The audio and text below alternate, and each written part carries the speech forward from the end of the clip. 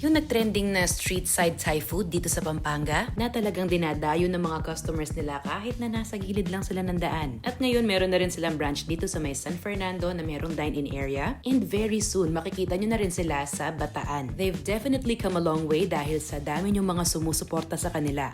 Good evening! Welcome to Thai Dayosoy. So, ang Thai Dayosoy po ay isang authentic Thai street food na concept po ni Chef B.